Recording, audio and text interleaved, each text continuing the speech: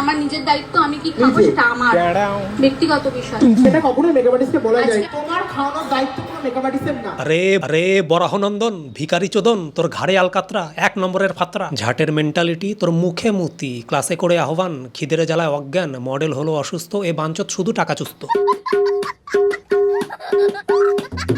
WhatsApp বন্ধুগণ, welcome to new video. আজকের ভিডিওতে দুজন অত্যাধিক আজব প্রাণীকে নিয়ে আলোচনা করবো। এক হচ্ছে মেকআপ ম্যান আলকাতরা রাজা এবং তার 250 LBS এর ডাম্বেল মডেল সুনন্দা, পরনে লাল শাড়ি, লাইকে বিরিয়ানির হাড়ি, ভাট বকাতে পিএইচডি করি, ভাট পাড়ার ভাট মারানি। কি মারানি?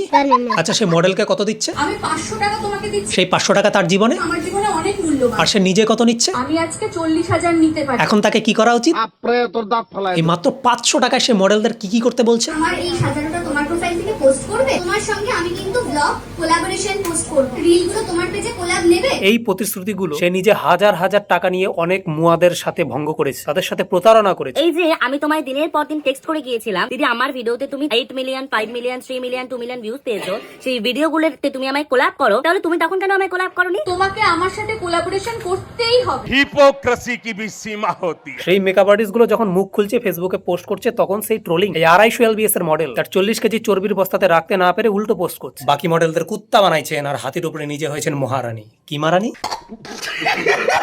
বেসিক্যালি এই 250 LBS এর ডাম্বেল মডেল সুনন্দা, পরনে লাল শাড়ি, লাইকে বিরিয়ানির হাড়ি, গড়াইতে গড়াইতে কোচবিহারে আসছে মেকআপের ডেমনস্ট্রেশন করতে না, তার দাদা আলকাতরা রাজা আর হয়ে দালালি করতে। সে বলতেছে আমি তো মডেল, আমি মডেল হয়ে বলছি তোমরা মডেলরা 500 টাকা নেবে। 500 টাকা তোমাকে দিচ্ছি আমি। 500 টাকার বিনিময়ে তোমরা মডেলরা দাদুর বিচি, ফুলকুলুচি, ভাইজা, দাদুর ভাষা, মুরগির কাছা রং করে, আলবাল ছোলার ডালে তরকা লাগায়, ব্লক করে, ঢিল করে কোলাবোরেশন করবা। পেটে খিদা চুচা দৌড়াইলো, তুমি চু শব্দ করতে পারবা না মেকআপ আর্টিস্টের কাছে। আপনি তো অনেক রুল সেট করলেন, আমি আপনার জন্য একটা রুল সেট করি, লাল শাড়ি পরেন না, বিরিয়ানির হাড়ি লজ্জা পাবে।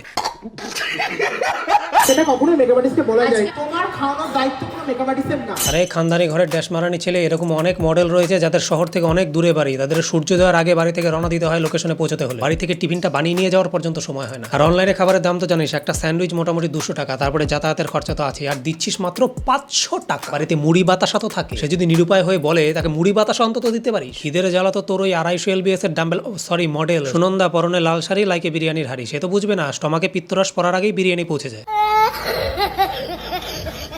এই হারামজাদা আবার ক্লাসে আইসা রুল সেট করছে যে খিদে পাইলেও মেকআপ আর্টিস্টকে কোনো মডেল মুখ ফুটে বলতে পারবে না। সালাম মাদার পাপ্পু তোর পুটকিতে চাপ্পু।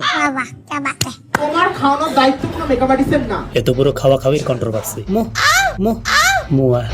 বেসিক্যালি মডেলদের ফিগার অনেকটা এরকম হয়, চিম চাম টোন, স্কিন টোন দেখে লোকে প্রেমে পড়ে, যার স্কিনের নিচে এত পরিমাণে চর্বির লেয়ার আছে যে কাঠ ঠোকরা পাকে এসে ঠোকরাইলে ওর চর্বি স্তর ভেদ করে মাংস অব্দি পৌঁছাতে গিয়ে হাঁপায় যাবে। মডেলদের ডেডিকেশন লেভেল একবার গুগলে সার্চ করেন, চ্যাটজিপিটিতে সার্চ করেন যে how to become a proper ideal model, reply আসবে যে প্রপার আইডিয়াল মডেল সেটা যেটা আপনি একদমই না। মন খারাপ করেন না দিদি, আপনিও মডেল, তবে ভোজপুরি গানে।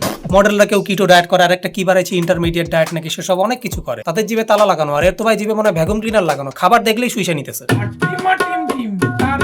আপনি মডেল কম, ম্যাডি ইটস এর লাইভ ভার্সন বেশি।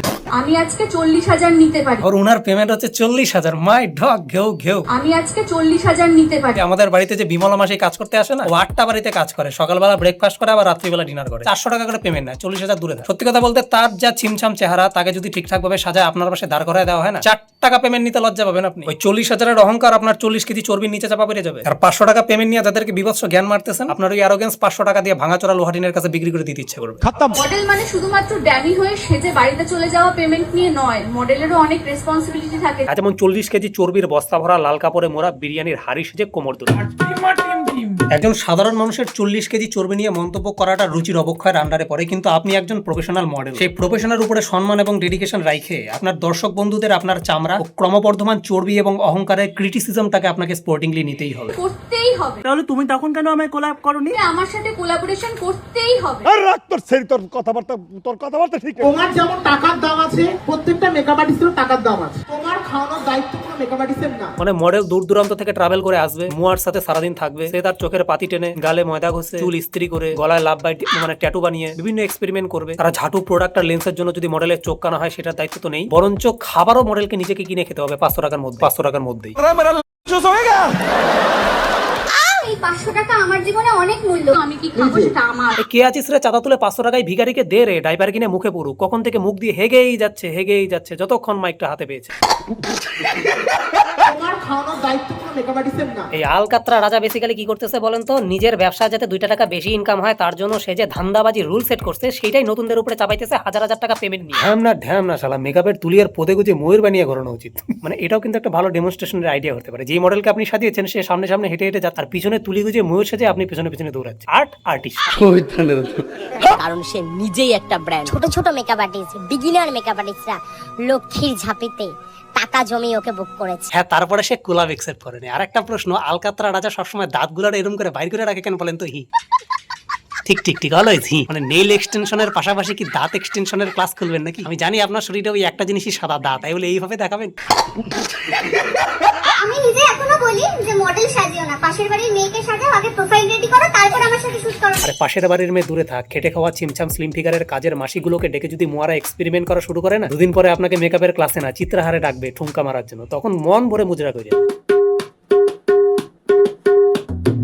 বাবা কি বাত है। তোমার খাওয়ানোর দায়িত্ব কোনো মেকআপ আর্টিস্টের না। তোর মানসিকতা আর দাঁত 2টার উপর দিয়ে কি বুলডোজার গেছিল নাকি? এবড়ো খেবড়ো হয়ে গেছে। একটা প্রবাদ ছিল না, দড়ি ধরে মারো টান রাজা হবে খান খান। সেরকম রাজা উদ্গান্ডু আপনি তুলি ধরে টান মারা অব্দি সীমাবদ্ধ থাকেন। বেশি অহংকারের শোকেস করতে চান না, ট্যালেন্টের কিন্তু অভাব নাই। তুলির টান মারার জায়গায় কি আপনার পেটের ভাত মাইরা চলে যাবে টেরও পাবেন না।